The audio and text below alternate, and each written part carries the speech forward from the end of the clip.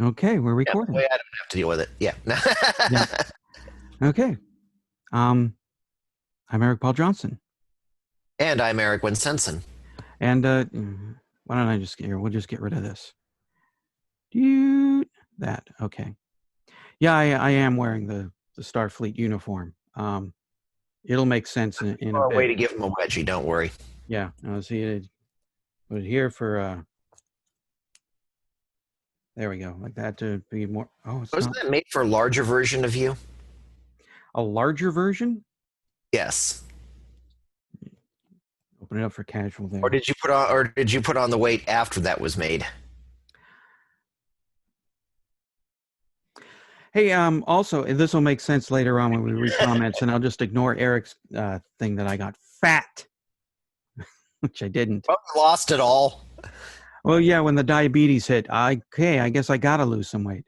But I also got this, in case people didn't see my post and things. It's a metal sign there, E.L.O. spaceship, parking only. It's metal. It's a parking sign. A lot of people really like it. And people keep asking me, where can I get that? Well, I had it made at some place. I don't think you can go on the internet and buy this very sign. But I mean, you can PayPal us $40 and I'll have it sent to you. Or you could print out your own version of that and then just go and steal a no parking sign from someplace. It's usually just 2 screws or 2 bolts. You just get your ratchet set out there. Mm-hmm. Don't forget to break out and yeah, but then you get paper taped to a sign. This is an actual real full-on metal screened onto it. So that commercial went better in my head than it actually happened here. So we had a lot of comments about time after time, so we should get on with it. That means you, Eric. I know. And as usual, Messenger put me way back down at the bottom. There we go. Joel A. Chenault says, I didn't realize that was Sandy. Maybe that's why I don't like this one. Glad you two enjoy it, but it's an assault on my senses. No, I can see that. It is a sonic assault, but it's a sonic assault I enjoy. I'm wondering what the problem is with Sandy there. Oh, yeah. I don't know. I know that she was married to Jeff. I know that soon after she was not married to Jeff. I don't know what was involved with the whole divorce and all that kind of thing. Or maybe Jill just wishes she was Jeff's wife. That's what I was wondering. Yeah. I can understand the appeal. Mark Jealous. I love the phased continuous synth note in the song. Yeah, I do too. I think that's pretty cool. Similar examples of which can be heard in such tunes as Sunset People by Donna Summer and Number One Song in Heaven by Sparks. I think I'm right in saying this was E.L.O.'s first album not recorded at Musicland Studios since El Dorado. So perhaps this is a tribute to the influence of Giorgio Moroder, owner of said recording establishment and genius in his own right. Another secret message, perhaps? There were chunks of Giorgio Moroder a lot of times. There's that too. I don't know if parts of Time were recorded at Musicland. I know chunks weren't. I think The Way Life's Meant to Be was recorded in the studio that ABBA built in another country that I can't think of right now. I'm going to guess somewhere in Sweden since it's ABBA. Yeah, up in Polar Studios, I think. Yeah, so Time would probably be the first one that not entirely recorded at Musicland anyway. I don't have all my E.L.O. albums are in boxes waiting for the day that I can get a house. I can take all that stuff up and put it back up. And this way I can just pull it out and take out and look at the inner sleeve with the liner notes that would tell me where what all recorded. Or I could go to the Jeff Lynne database, but we're busy right now, so. Right. Or at some point down the road, I can grab Mark Jealous for a Spark song-by-song podcast. There you go. There's a very unappreciated group, at least in the United States. Yeah, I would agree. Jack Brown says, just listened. Great episode and discussion of the song. Well, thank you very much. Yes, thank you. Glad that people are listening and liking it. I've done so many things where it's kind of like people like, oh, that was nice, and then just leave. Javier Navas Medina. Was never in love with Secret Messages leftovers. The only one I really considered good was Endless Lies, although I so much prefer the Balance of Power version. Would it have been a double album, it would have lost loads of quality ratio and consistency, in my opinion.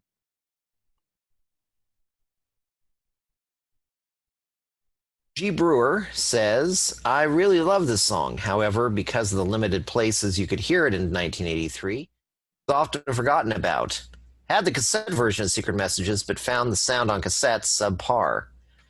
Another reason I did not hear Time After Time much until it came out on CD years later, I was also confused the title with Time Stood Still from Time. Oh my God. Too many songs about time, not actually on the Time LP. I think the simple piano at the end is a voice signaling that humanity is still alive despite all the tragedy and heartbreak. Thanks, guys, for another good listen. You're welcome. And I can see that piano thing at the end as being that. Certainly, that's eerily accurate, actually. I can see that. Yeah, cassettes. I didn't like them in the 80s. I don't like them now. There's a whole big revival with the kids about cassettes. Oh, I love cassettes. No, they were a pain in the ass and they sounded terrible after a couple plays. I liked them for a couple reasons. You could put them in your Walkman and take them anywhere. You could put them in your car and take them anywhere. But typically, your Walkman headphones and your car speakers with all the noise from the road round out everything that was bad about the cassette. I guess there's that. Yeah, and they were. Yeah, yeah. That was another thing about them is they were pretty much disposable. There is that. Yeah, I only used cassettes because I didn't have any options. We didn't have iPods in the 80s and 90s, and you couldn't make mixed CDs stuff on CDs. I had a CD burner. I switched from cassettes to a CD burner. Yeah, you couldn't make mixed CDs until wasn't able to start making them until like 2000 or 1999 or something. So yeah. That's where it came down to be affordable for me to actually get one. Yeah. Mike Hudson, Eric Paul Johnson. That'd be me, the dork in the Starfleet uniform here. As your co-host mentioned, it's Sandy doing the female vocals in this track. Do you remember me mentioning on the Time album that I was pretty sure Sandy did more than the voice on Yours Truly 2095? I do remember that, yeah. And some of the segues and an epilogue. Well, it's the same voice. I'm positive it's her on those tracks as well. Secret Messages was the first album by E.L.O. that I got on release date. Or at least I don't think I got Time on release date. Seems like I had to wait about a week to get into town to get it. But by the time Secret Messages came out, I was an adult and had a car. So I could... That's a really low-flying plane. Don't know if you can hear it, but that jet is low enough to distract me. Where the hell did I leave off? So I could go where I wanted to. I was an adult and I had a car. Yeah, so I could go when I wanted. I remember calling the record store on the release date to ask if they'd gotten the shipment of a new release in yet. They said yes, and they had an entire box full of Secret Messages albums. So I drove quickly, but safely, to the record store to get my copy. When I got there, they showed me the cassette, and I noticed it had Time After Time as a bonus track. So this wound up being the first time I ever bought an E.L.O. album in two different formats at the same time. When I got home, I listened to the LP first. But as soon as it finished, I popped the cassette in my tape deck and listened to the whole thing, with Time After Time added. Again! I was not disappointed. I still don't know why this song was dropped in favor of some of the other tracks that made it to the album. I'll save my comments on one in particular for when you get around to that one. And it may not be the one you're thinking. I've lost track of where we are. We've already finished Secret Messages. As for what? No. We've already finished Secret Messages. We've started as Balance of Power. Kind of lost track of what we did for Secret Messages because we've moved on. As far as recording the episodes, what's been posted, Time After Time. This song has everything going for it. All kinds of backward stuff, sped up stuff, weird synthesizery things, strings, and a real drummer. There's no way Jeff programmed this erratic drum pattern into a drum machine. Bev could have played it in less than a fraction of the time it would have taken to program it. And considering that the rest of the songs on this album that feature drum machine have basic repetitive patterns, I have no doubt Mr. Bevan was on the skins on this track. Also, I'm pretty sure that the low voice in the choruses saying time after time is also Bev. The coolest part of the drums is when Bev breaks into that double time pattern in the middle of the song. I love that. The only part I don't like is that it's so short and doesn't come back later in the song. But what would probably spoil the arrangement if it did come back later. Or that would probably. So it's perfect the way it is. One more thing. That double time pattern reminds me of a song by Collective Soul called Where the River Flows. Their leader and songwriter, Ed Roland, has stated on several occasions that he's a big E.L.O. fan. Oh, well, he should listen to the podcast. Tell him to listen to the podcast if he doesn't know about it. I often wonder if he'd been listening to Time After Time when he wrote Where the River Flows. It's not the exact same feeling as Time After Time, but it always makes me think of it when I hear it. I'm likely to believe that that's Bev on the drums because it has weight, it has power, it has punch to it. Whereas the songs where it's the drum machine, it just seems like ding, ding, ding, ding, ding, ding, ding. It just doesn't have the force that Bevan brings with his awesome mad drumming skills. It just struck me that one thing E.L.O. was lacking is blast beats. Yeah. Bevan needed to do a double bass. Well, you should go listen to his version, Bevan's solo single, Let There Be Drums, from 1976. And he can kick ass on the drums when he's not being held back or replaced by a drum machine. Is death metal vocals. I don't really know if we need to hear Jeff Lynne sing like he's constipated and very angry about it. Or as my wife describes it, a bear growling in a paper towel tube. Let me guess. She, as a metal fan, she's not a fan of the other more extreme versions of metal. I don't think so. I think Dio is her metal limit. I don't think she goes for the kind of stuff. Okay, well, that hurt.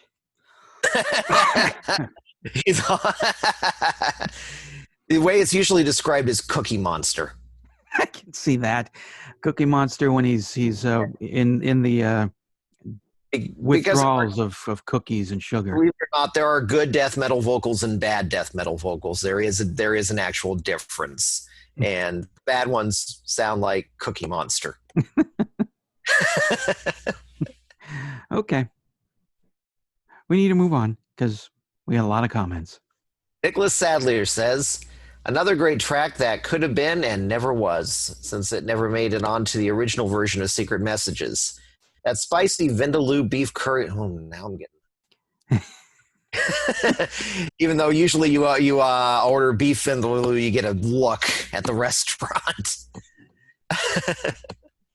But anyway. Yeah. Okay. That spicy Vindaloo beef curry of a double album that was repackaged and sold with all the curry removed. If the record company needed to make this a single album, surely they could have removed Train of Gold and Rock and Roll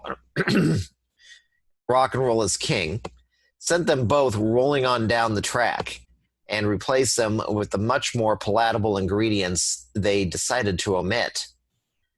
Sadly, with both Time and Secret Messages, time after time, it was the same old story. Time after time is catchy, fun, harmonic, bouncy, and mysterious. It's not a rock classic, but rather a magical piece of bubblegum pop, as only Jeff can make them. I love Jeff's lead vocal and accompanying female vocal. I especially love how the track suddenly breaks into a much more upbeat tempo, as Jeff gives Bev a gentle tap on the shoulder to remind him there was actually a role for a drummer on Secret Messages. Yeah, there was. I've never had curry, so Congratulations, it's diabetic friendly. is it? I mean, I don't. It's like I ask people, is it good? But I'm such a fussy eater that there are people who will tell me, "Oh, liver is delicious, especially raw." I'm just, it's I don't know anything about it. Acquired taste, but Okay. curry is not an acquired taste. Curry is absolutely delicious. Vindaloo is spicier kind of version of it, but yeah, if you get a chance, try yellow or red curry.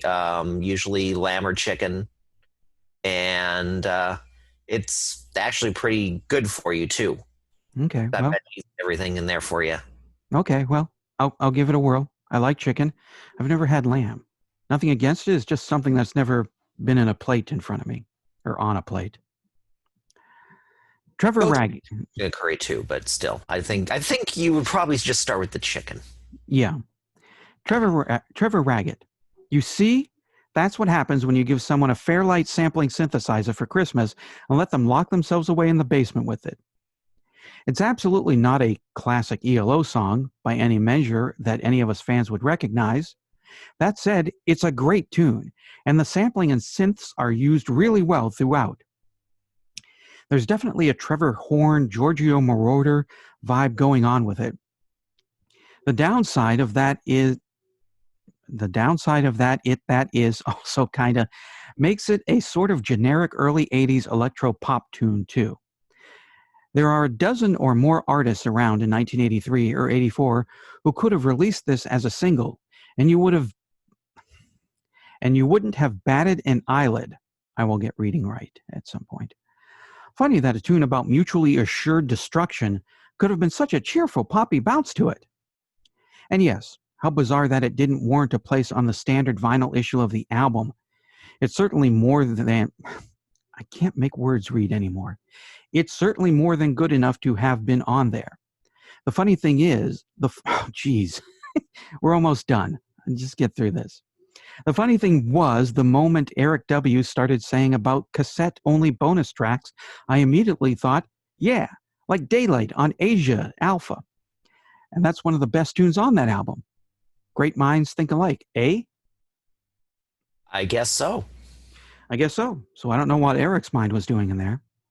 Hey! That's for getting back from me saying I gotten fat. I would just say dirty minds think alike. There's that too. Uh-oh. And but I need to scrub my mind clean here because I'm going to be reading Pam Van Allen's. No, wait. Denise Crosby. No, wait. Hey, question. Wait, whoa. What? I guess I didn't send you the ones about Jib Khan? No. Okay. I'm going to pretend to be Eric Winsenson, since I guess I didn't send it to him. Jib Khan. Wow, what a great guest. All right, then it goes to me. Trevor Raggett. We're not worthy. How? I hope that when you do the reader's comments video, EPJ, oh boy, I hope that when you do the reader's comments video, EPJ will be fully trekked up in Kelsey Grammer mode in honor. Mostly, I do have the uniform and it's got the belt and everything, but like TV, I'm not wearing the pants. It's just shorts. So. That was going to be that was a very frightening moment, and a very relieving moment. Yeah. All at the same time. Yeah. No. Oh, thank God. Oh, good. He's wearing pants. Yeah. All right. Now, Pam Van Allen's comment. Okay, hold on. Yeah. There we go. Zoom is trying to mess with me. Okay. And succeeding. Yeah. Pam Van Allen says, "How do you get Denise Crosby?" Which, like I was saying, that's a question I was asking. Of course, she wasn't in the Star Trek: The Next Generation episode "Time After Time," having sought her fortune elsewhere. Psych. There was never a Star Trek episode by that name, although there should have been.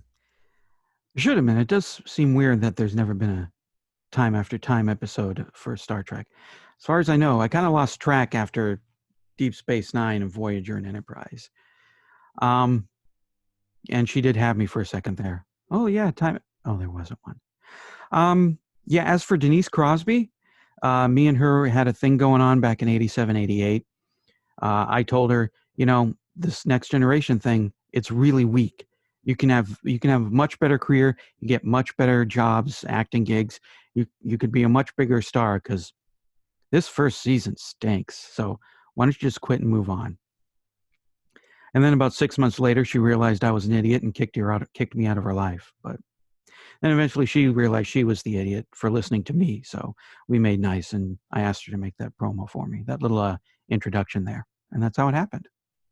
You told just like you told poor George Lazenby that Bond was a thing that was on the out.